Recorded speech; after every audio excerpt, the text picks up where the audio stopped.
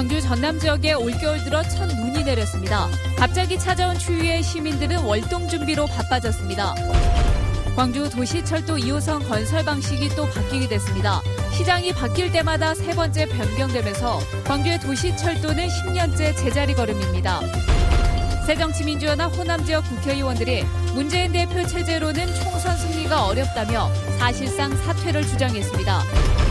경도 복합리조트 사업이 외국 자본 유치에 실패해 무산될 위기에 놓였습니다. 여러분 안녕하십니까? 오늘 첫눈이 내렸습니다. 기온도 뚝 떨어졌습니다. 이제 진짜 겨울인가 봅니다. 시민들은 첫눈을 즐겼고 겨울나기 준비도 바빠졌습니다. 송정근 기자입니다.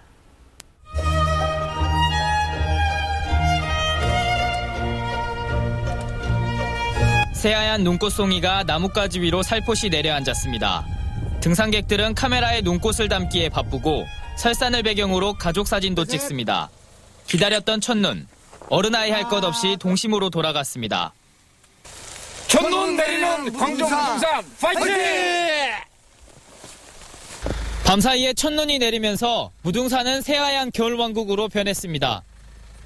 첫눈 와가지고 지금 눈 구경하러 애들이랑 제 애엄마랑 같이 왔거든요. 너무 이렇게 또 오니까 하얘가지고 너무 즐겁고 좋네요. 오늘 첫눈도 내리고요. 너무너무 경치도 좋고 너무 멋있었어요. 오기가 싫었어요. 집에 내려오기가 싫어요. 목장갑과 털모자를 쓰고 등장한 군고구마 장수. 장작불에 그을린 드럼통에서 김이 모락모락 피어나는 고구마를 구워냅니다. 시민들은 옛 추억을 생각하며 지갑을 엽니다. 최고로 맛있는 고구마. 겨울 첫눈 내릴 때는 생각나는 거. 고구마 항상. 10월부터 난로를 팔기 시작한 상인들은 갑자기 추워진 날씨 덕분에 평상시보다 난로 판매가 4배 이상 늘었다며 얼굴에 웃음꽃이 피었습니다.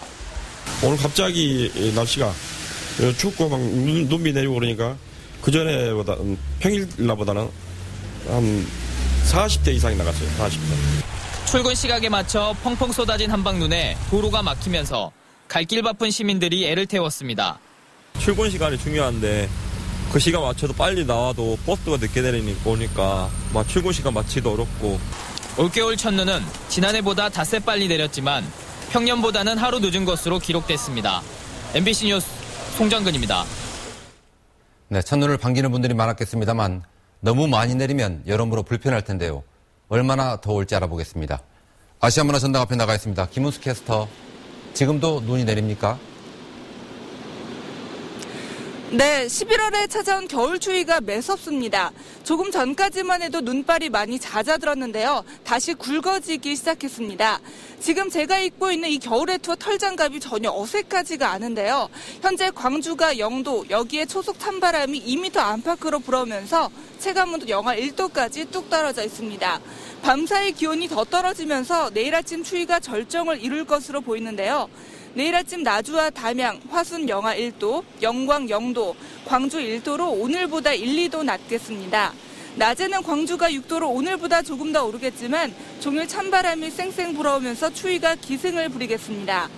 오늘 광주 등 전남 내륙에는 첫눈이 시작된 것인데요. 밤사이 눈발이 굵어지면서 눈도 제법 쌓일 것으로 보입니다.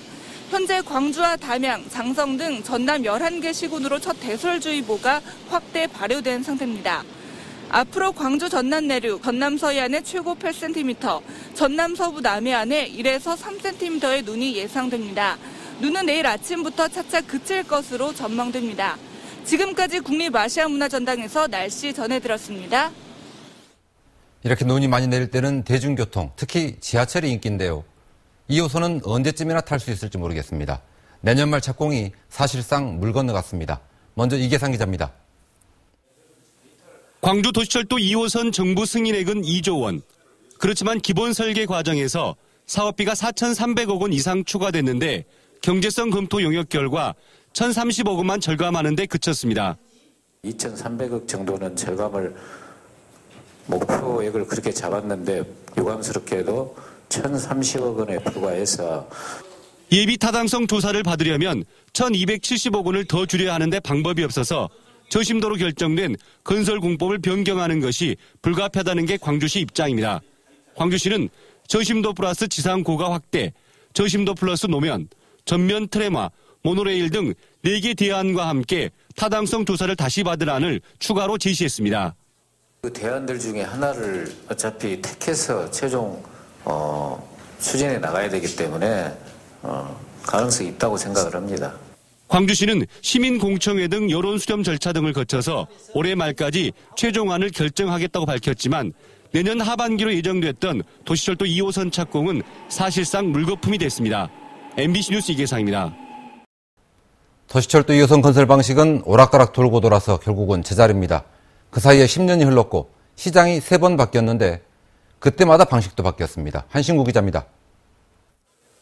박광태 시장 시절 지상 고가로 결정된 도시철도 2호선 건설 방식은 강원태 시장 때 저심도 공법으로 바뀌었습니다.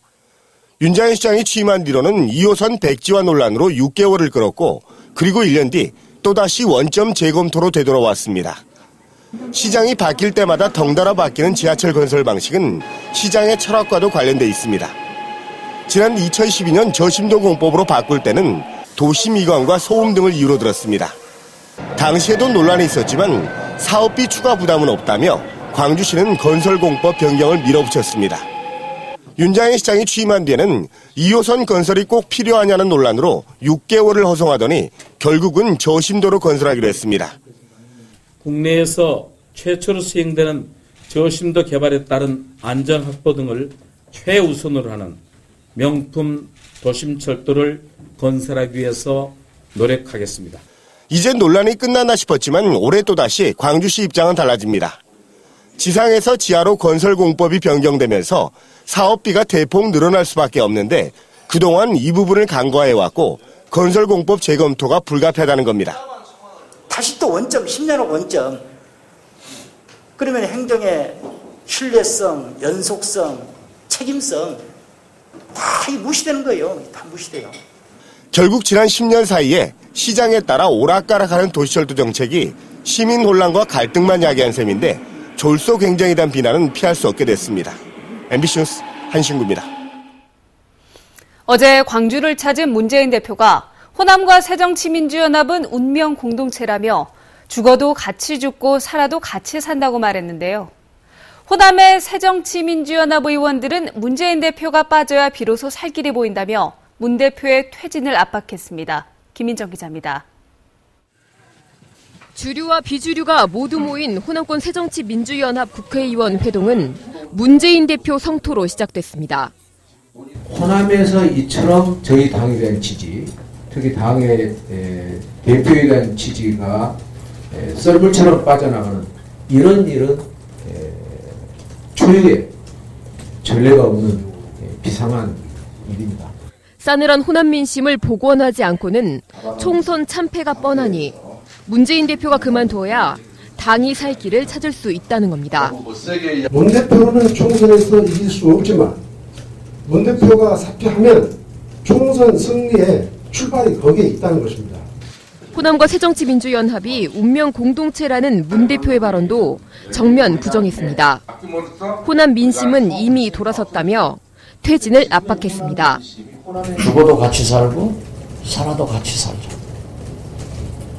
이 이상 우리 호남이 어떻게 더 죽습니까?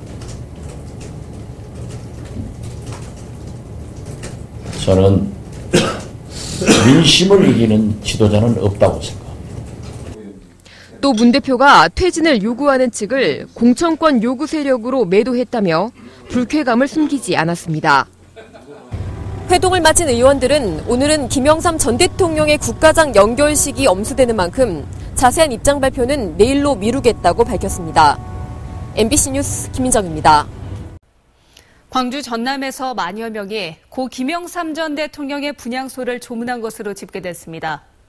광주 전남에서는 시, 도청과 시군, 구청 등 모두 29곳의 분향소가 차려진 가운데 어제까지 누적 조문객 수는 광주가 5,300여 명, 전남은 5,100여 명으로 집계됐습니다. 전국적으로는 16만 2천여 명이 분향소를 찾아 고인을 추모했습니다. 광주의 주택 매매 가격 상승세가 내년에는 주춤할 것으로 전망됐습니다. 한국은행 광주전남본부는 내년에는 유대회 선수촌 아파트 3,700가구를 비롯해서 15,000호가 넘는 대규모 아파트 입주가 시작되고 신규 분양 물량도 대폭 늘어나면서 주택 매매가 상승폭이 제한적일 것이라고 전망했습니다. 올 들어 지난달까지 광주의 주택 매매가는 5.6%, 전세가는 3.9%가 올랐습니다. 광주시가 광주방송이 낸 광천동 주상복합건물 건축계획 심의와 관련해서 교통 관련 대책을 건축소위원회에서 재검토하도록 하고 지하 1층 주차장 시설 보완 등 6개 항을 보완하는 조건 등으로 의결했습니다. 지하 4층, 지상 48층 규모의 이 건물은 광주에서 가장 높은 건축물로 최근 건축 심의 과정에서 스카이라인을 해칠 수 있다는 논란이 있었습니다. 중소기업 융합 광주전남연합회가 2015 융합플라자 행사를 열고 지역 중소기업 간 상호 협력을 다짐했습니다. 중소기업 융합교류 활동은 업종이 다른 중소기업이 상호 교류를 통해 경영과 기술 자원을 공유하는 경영 활동을 말합니다.